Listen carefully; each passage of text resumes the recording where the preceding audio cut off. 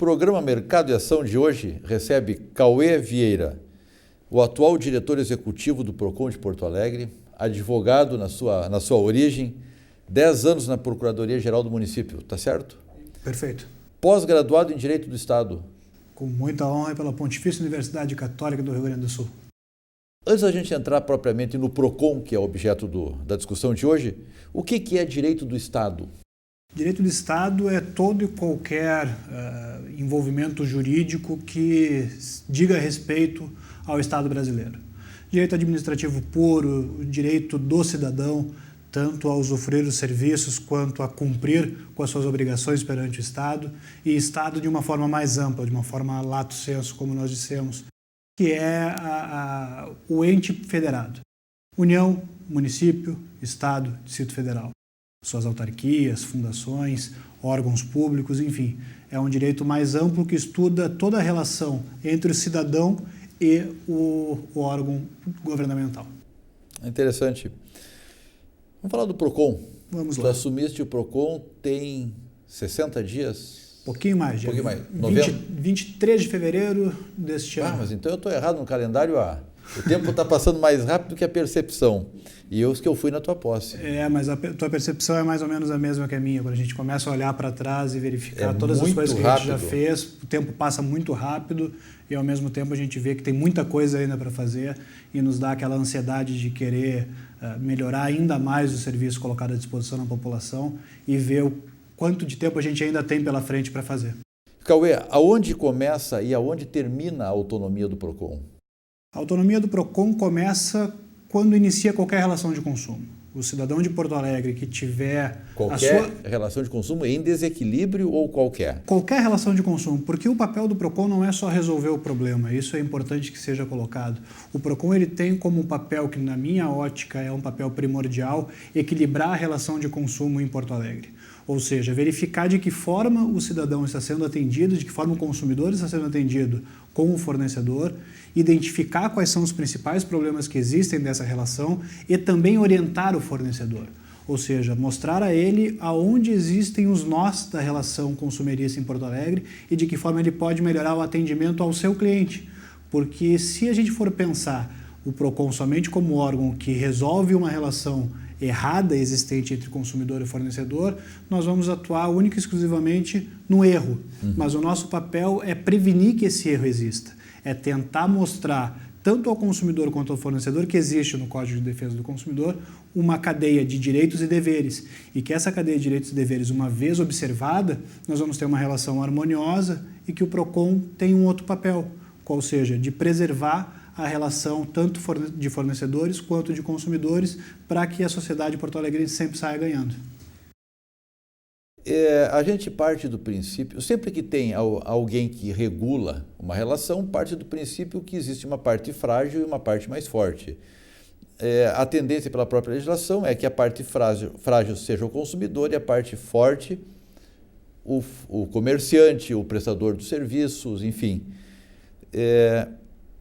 Agora, dentro disso, quem vai reclamar é o consumidor, é a pessoa que usou, que comprou, que adquiriu.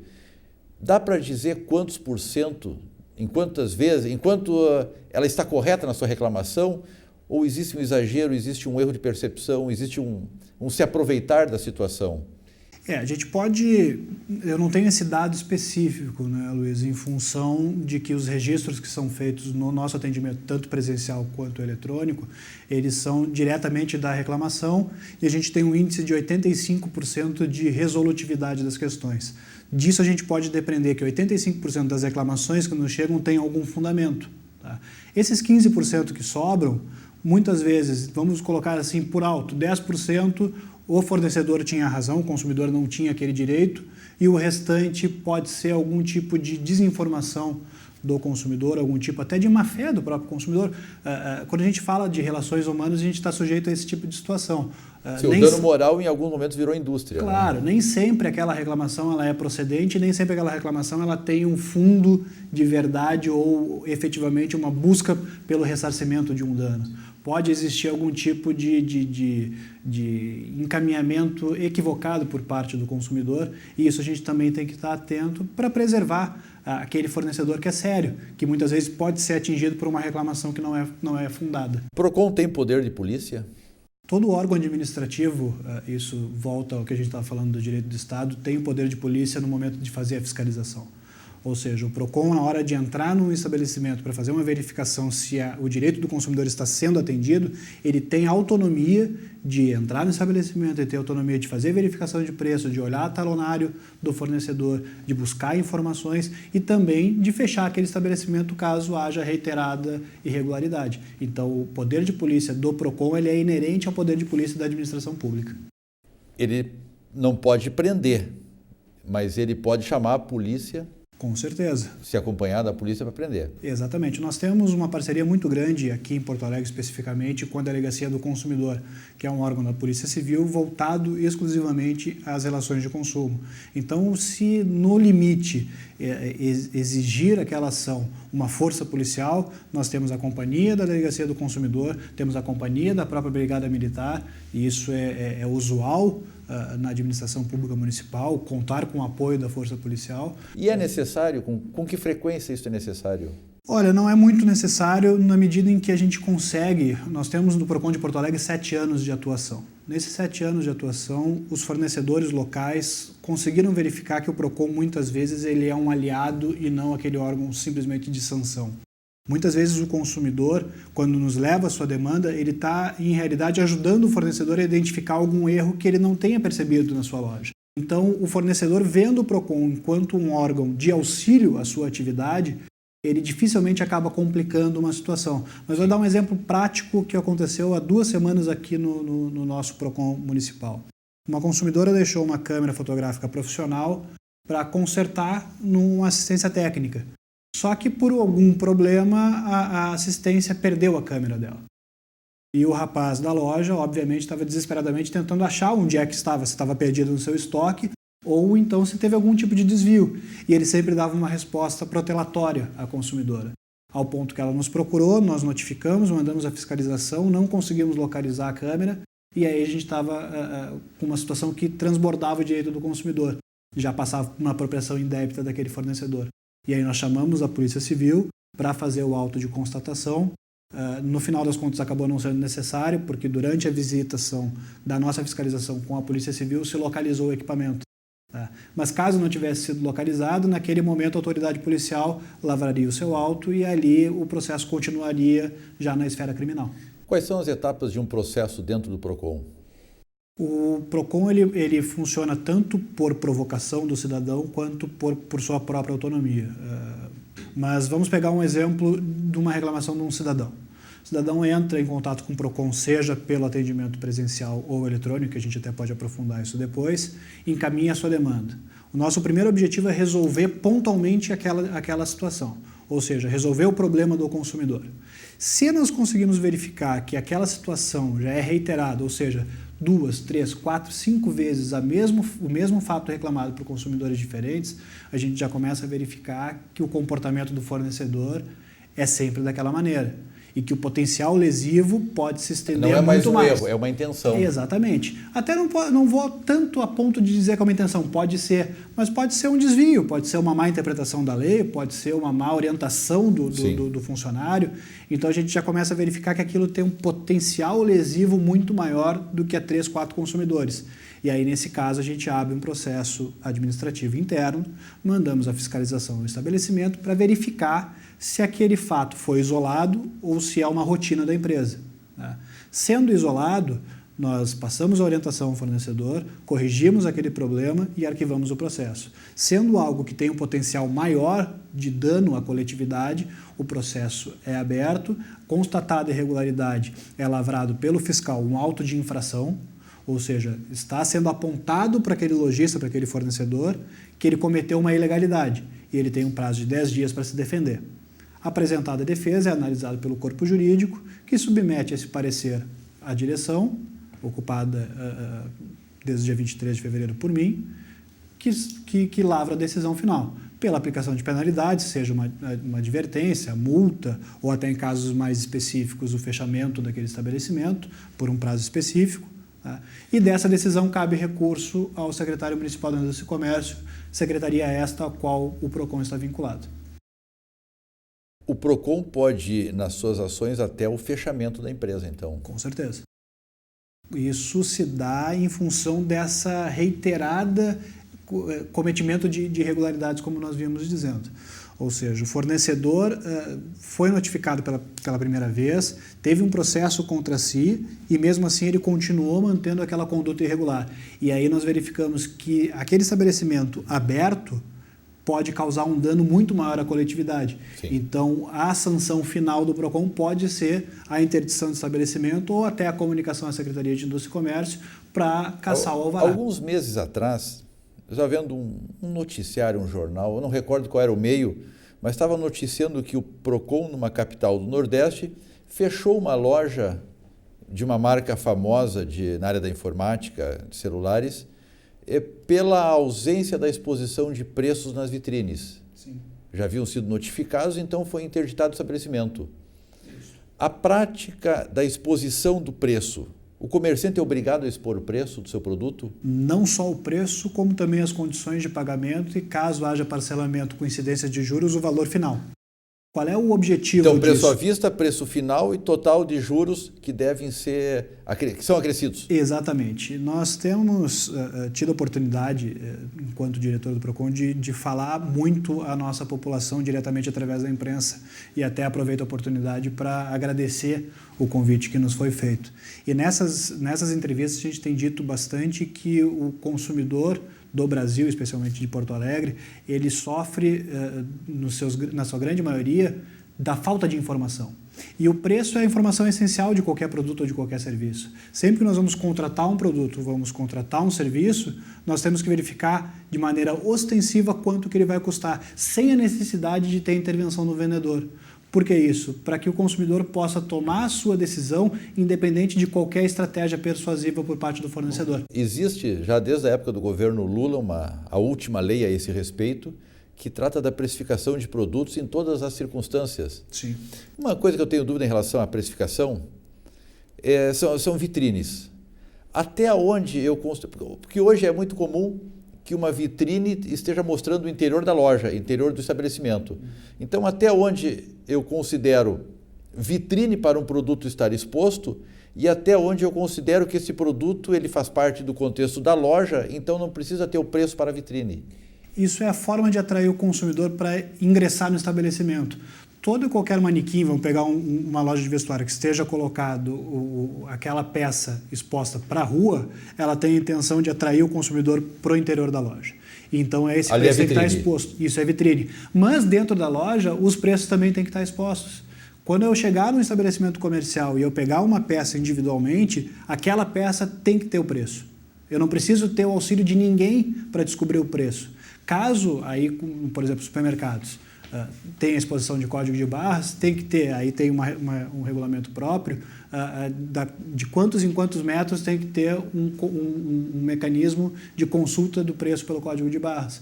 Ou seja, sempre o consumidor tem que ser informado ostensivamente e claramente a respeito do preço, sem a necessidade de que qualquer vendedor ou qualquer agente externo faça essa intervenção. Ele, por si, tem que ter essa informação. Vamos a um pequeno intervalo, tomar um cafezinho aí com o nosso telespectador e retornamos num instante. Fique conosco.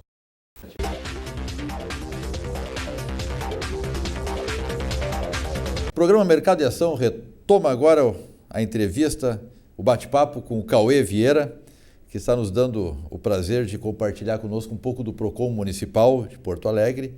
Mas antes da gente continuar, nós temos um convênio com a Secretaria de Segurança Pública, no qual nós trabalhamos tentando localizar crianças, jovens, adolescentes que estão desaparecidos das suas residências.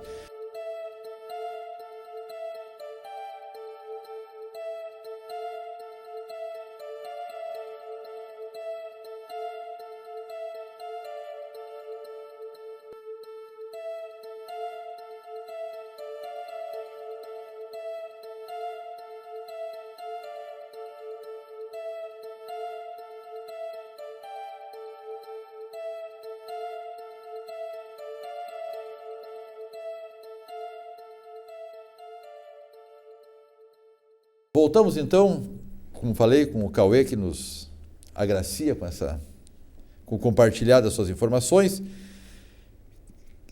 Nós já estamos falando sobre o tipo de penalidade que o PROCON pode impor, falamos sobre a questão da precificação em vitrines, precificação em produtos, tudo. Porto Alegre tem uma legislação específica que determina sempre a colocação do preço inteiro no produto e fracionado. Exatamente. Como é que é isso? Explica um pouquinho. Se nosso telespectador for a uma rede de supermercados ainda hoje ou nos próximos dias, preste atenção nas plaquetas de publicidade, por exemplo, de uma bebida. Uma garrafa de vinho que normalmente vem em apresentação de 750 ml. O estabelecimento comercial ele é obrigado a colocar o preço do litro daquele produto, ou do quilo, em caso de algum produto ensacado que venha com um volume menor. Tem uma legislação municipal que estabelece que o preço ele tem que ser tão expressivo ao consumidor que não é somente o preço final de venda daquela quantificação, sim, mas tem que ser informado quanto custa o quilo daquele produto e quanto custa o litro daquele produto. Até para que possa comparar embalagens diferentes, produtos diferentes. Exatamente. Essa legislação ela cumpre o que nós chamamos que é o direito máximo à informação do consumidor. Sim. O consumidor, quando vai em qualquer estabelecimento comercial, ele tem que ter condições de fazer comparação entre produtos diferentes. Então, se existe um produto com uma apresentação em 1 litro e outro em 750 ml, ele não pode comparar o preço dos dois, porque ele vai estar comparando coisas diversas. Então, sim, ele tem que saber quanto é que custa o litro ou o quilo daquele produto, para daí sim poder fazer uma comparação eficiente e tomar a sua decisão de compra por determinada marca de maneira consciente. E é isso que se busca em basicamente todo o direito do consumidor. O direito do cidadão, do direito do vulnerável, que é o consumidor, sim, nessa relação, de ter a informação clara e a informação completa. Ou seja, como que ele possa tomar uma escolha que não tenha nenhum vício e que não seja direcionada por nenhuma estratégia de marketing. Quase todas as legislações que nós temos hoje no Brasil, elas estão suportadas, apoiadas no Código de Defesa do Consumidor e no direito à informação. Exatamente. Praticamente se cerca disso, a não ser direitos específicos. O nosso Código de Defesa do Consumidor é de 1990, né? Agora em setembro nós comemoramos 25 anos de vigência do Código, que foi uma legislação extremamente avançada internacionalmente.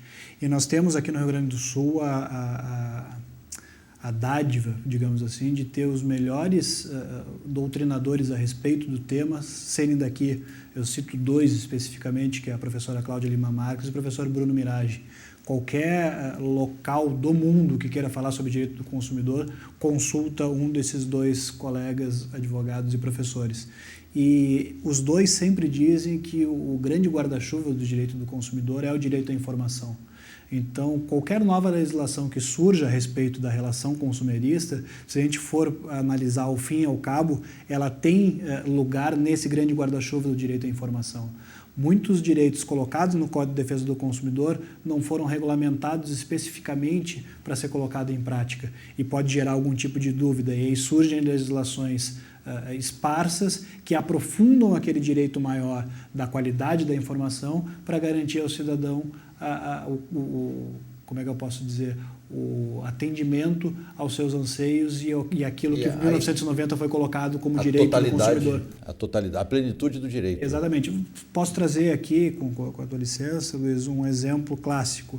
Agora, em maio deste ano, entrou em vigor uma legislação que especifica que as revendas e as concessionárias de veículos, tanto novos sim, quanto usados, tenham que colocar ostensivamente ao consumidor todas as informações decorrentes dos impostos daquele veículo, multas e taxas que o cidadão teria que pagar para regularizar aquele bem. Sim. Não seria necessária a edição dessa legislação se o lojista, se a concessionária, se o revendedor atentasse ao que o Código de Defesa do Consumidor já diz desde 1990, de que o preço e todas as questões financeiras de um produto ou de um serviço tem que ser colocada de maneira clara ao consumidor. É a chamada legislação pedagógica. Exatamente. Relembra que é obrigado. Obviamente, quando o consumidor vai adquirir um veículo, ele sabe que para que o veículo rode completamente legalizado, ele tem que pagar as multas, ele tem que pagar o emplacamento no caso de um veículo novo, ele tem que pagar o IPVA.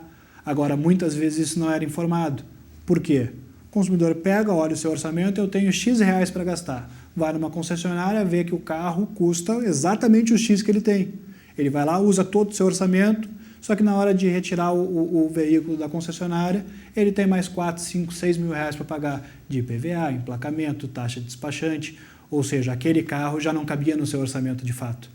Então, ele tem que ter a informação de tudo que ele vai gastar. Ele foi induzido a um produto inadequado ao nível de consumo dele, a capacidade de consumo. E aí gera um segundo problema. Obviamente que esse exemplo é mínimo, mas pode gerar um superendividamento, pode gerar um parcelamento que ele não tinha a necessidade de fazer. Enfim, uma série de questões que, se a informação fosse prestada de maneira adequada, não teria necessidade da edição de uma nova legislação.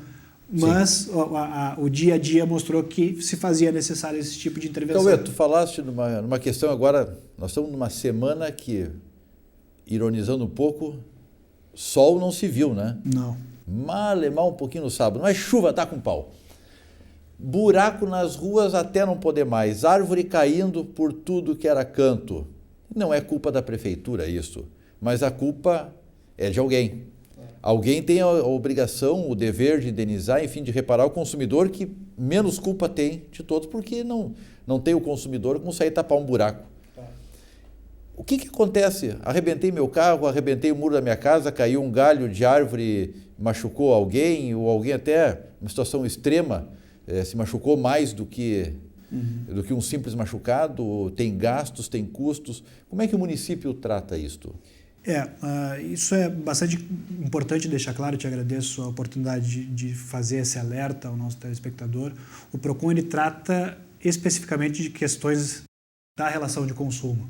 Nos chegam muitas reclamações, principalmente pelo nosso atendimento eletrônico, de situações que não são de fato relações de consumo, que são reclamações, por exemplo, contra um órgão público que não é abrangido pelo Código de Defesa do Consumidor, reclamações em uma situação de briga entre vizinhos, ou até esses casos específicos de coleta de lixo, reclamação de buraco em via pública. O PROCON, enquanto um órgão da administração, ele recebe esse tipo de demanda, informa o cidadão, o consumidor que fez a reclamação, de que não é uma relação de consumo, mas como órgão da administração, ele dá encaminhamento a isso para os diversos órgãos públicos. Especificamente em relação à tua pergunta, eu tenho bastante propriedade para dizer isso em função de ter trabalhado durante 10 anos na Procuradoria-Geral do município. Nós temos dentro do município um órgão chamado JAI, Junta Administrativa de Indenizações, que é vinculada, como eu disse, à Procuradoria do município, hoje muito bem tocada pela Procuradora-Geral Cristiane da Costa Neri, e essa junta administrativa ela analisa todo e qualquer pedido de indenização que o cidadão queira fazer ao município. Antes de entrar no Poder Judiciário, ele pode reclamar desse tipo de situação. Qualquer dano que ele ache que tenha sido causado ou por uma ação ou por uma omissão do Poder Público, ele pode reclamar a reposição desse dano para a administração. Mesmo que seja uma intempérie. Isso vai ser analisado pelos procuradores que compõem essa junta. E aí, esse caso específico dessa semana, por exemplo, eu, enquanto advogado e especialista em direito de Estado, eu posso dizer que eu enquadraria esses casos dessa semana como de força maior. Nenhuma administração, nenhum órgão público pode se preparar para receber um volume de chuvas 150% maior do que era a média histórica. E aí a gente, até por uma questão de responsabilidade do gestor, ele não pode prever aquilo e gastar o recurso público numa quantidade maior do que a média esperada. Então ele não pode prever uma rede fluvial, por exemplo. Mas numa suposição dessas, a chuva não é culpa do agente público, e ele não colaborou em nada. Até mesmo se deu um bueiro que está trancado, foi o próprio consumidor quem botou a sujeira ali. Então vamos sair desse exemplo. Mas o asfalto cedeu. Claro. Cedeu. Ele cede com a chuva porque ele foi mal feito, porque ele estava com rachado, a água infiltra, aquilo vibra. Não necessariamente com a chuva, com o próprio trânsito. Pois é, mas pegando essa época agora que é da chuva, que quando está seco tu enxerga o buraco, quando está com a chuva, com a água, tu não enxerga buraco nenhum. Vários locais aí, passa de manhã, naquele local tinham 10 pessoas trocando pneu, no outro tinham 7 trocando pneu, logo depois do buraco.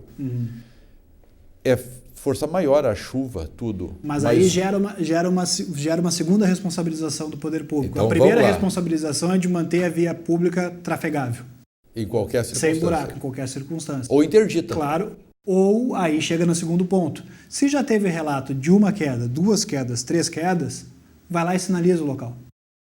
Entende? O poder público tem a obrigação de mostrar ao seu cidadão, que ao fim e ao cabo é o seu consumidor, por ser pagador de impostos, que aquele local é um local perigoso. Então, se não tem a condição de, por exemplo, tapar o buraco naquele momento, Sim. sinaliza.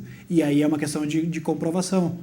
Se aquele caso específico se dá suporte à indenização administrativa ou judicialmente. Mas em Porto Alegre, isso eu falo por experiência própria, a Junta Administrativa de Indenizações ela tem uma efetividade muito grande, porque ao município também é muito mais vantajoso reparar o dano do seu cidadão de maneira rápida, de maneira administrativa, sem ter necessidade de pagar custas judiciais, sem ter necessidade de movimentar a sua própria máquina pública para o atendimento de uma demanda judicial.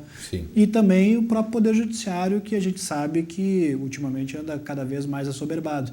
Então, quanto mais o cidadão puder, e aí fazendo uma correlação entre PROCON e esse nosso assunto da JAI agora, quanto mais o cidadão puder resolver as suas demandas de maneira administrativa e de maneira harmônica entre mais as partes, rápido e mais barato. Mais rápido, mais barato, o resultado é muito mais eficaz. E até nesse ponto a gente pede ao consumidor que nos procure antes de entrar no Poder Judiciário.